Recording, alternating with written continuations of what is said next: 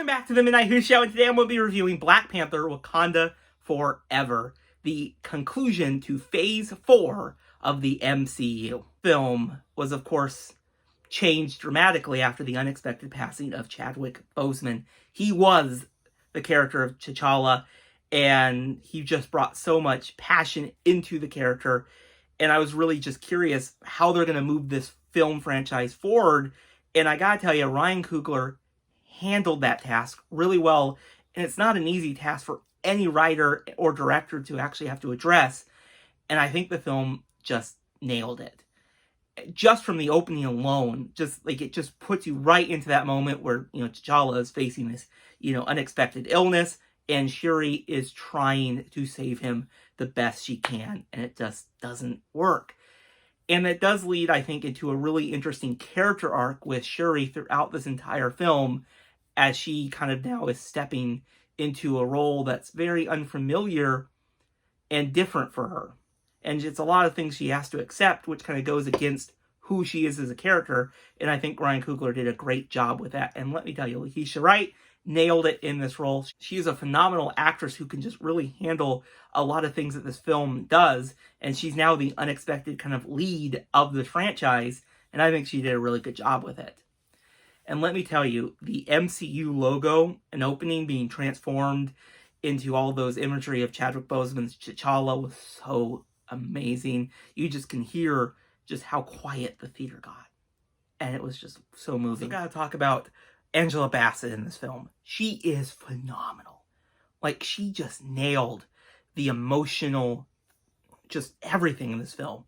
And some of the dialogue she had in this film was just, I was moved by some of the things she said. And I also really found it really interesting to have her character and Shuri and how they're dealing with loss and grief. And you kind of see the different way of how they're handling things. Now, this film introduces the character of Namor, or Namor. I'm probably going to switch back and forth. And also, I really enjoyed how they actually showed how he got that name. That was really cool. And I do think they did a pretty good job introducing the world of Taklakan. I thought that was really kind of cool. We get a little glimpse of it. I wish we get a little bit more, a little bit of seeing the world. But wow, it was so cool. And I really enjoyed this take of Namor. I think it was great. The actor did a phenomenal job. And he's not really like the villain. He's more of the, he's much more of like just this antagonizing force against the people of Wakanda. Because, he views the surface world completely different in a way than they do. And it leads to a very interesting conflict. And I think they handled it pretty well in this film. The third act, I will say, is probably, it's a little bit on the weaker side, but I still think it's actually one of the better, finales, honestly. Even though it's just so much happening, it does get a little bit overwhelming at times. And honestly, come on, Ryan Coogler made, the Submariner, with the little wings on his foot, a very menacing force in this film, and that is a pretty cool thing. Honestly, the story, though, in this film, I think was really good. It had a lot of emotional weight to it, and it was mature. And I like that, especially out of, the last movie we had, which was just jokes. This movie does have humor, but it blends it really well into the film. I think it also introduces the character of Riri Williams as Ironheart pretty well. It's going to be curious to see what her show is going to be about and where this character goes into the future, but I am curious to see what happens.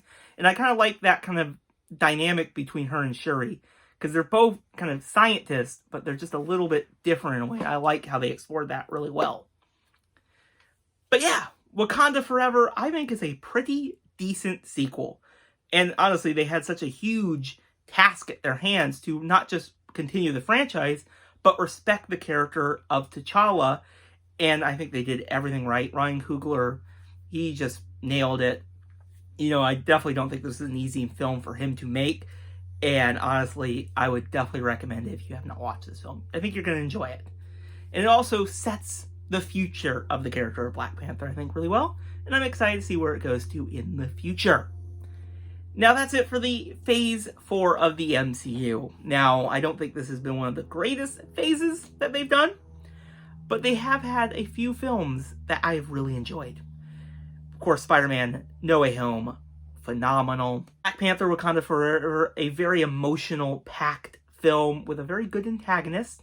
And then they had films like Shang-Chi, which introduced the Shang-Chi really well. And then you, of course, had films that I didn't really enjoy very much. Like, Black Widow was okay. I think they could have changed a few things in the script.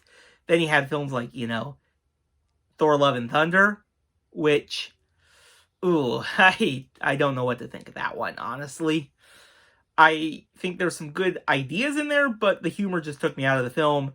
And then you had Internals, which I think would have been better as a TV show and not a movie. And then right in the middle of all of them, I think you have Doctor Strange in the Multiverse of Madness.